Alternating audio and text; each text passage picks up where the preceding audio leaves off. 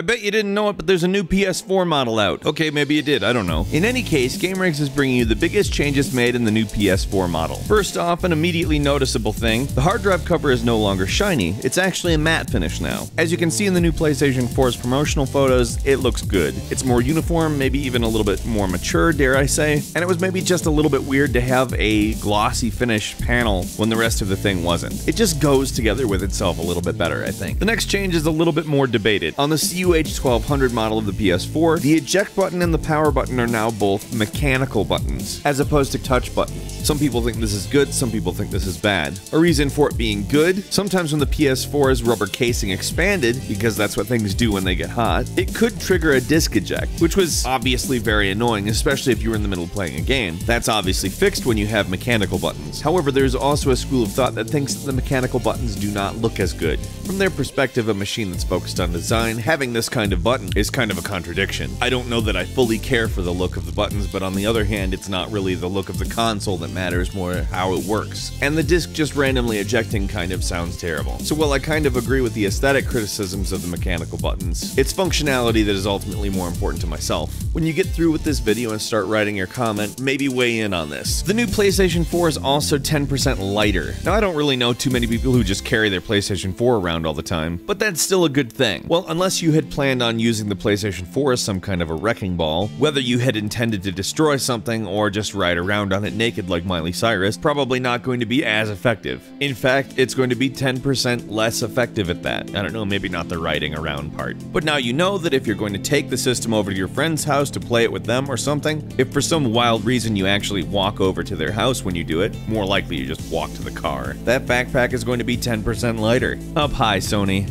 I love using less energy. It's just nice.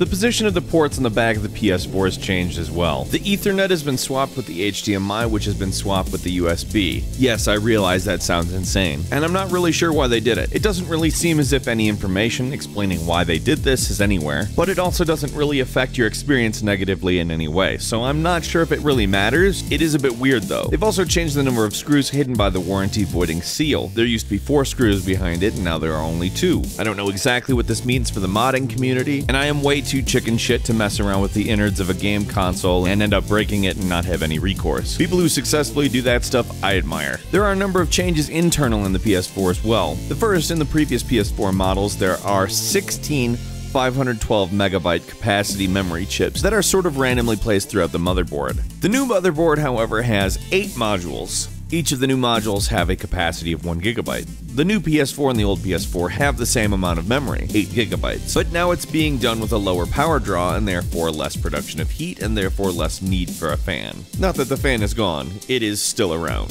It's becoming pretty obvious that all consoles from this point forward you're going to hear. However, the new PS4 has actually done quite a bit as far as lowering the amount of sound that comes out of it between the previous models. In a 15-minute high-load test, the CUH-1200, the orange, beat the other two, the CUH-1000 and the CUH-1100, by a noticeable amount. Granted, it took a little bit less for it to rev the fan up, but the fan never generated nearly as much noise as the other two models. And if the fan's doing a better job cooling the system, and the system is overall just making less heat, that means that the system is running better. And that's what you want. A stable, enjoyable gaming console. The most important thing to remember, however, is that functionally the PlayStation 4 is exactly the same. It likely costs a little bit less to produce, and maybe at some point that savings will get passed on to the consumer.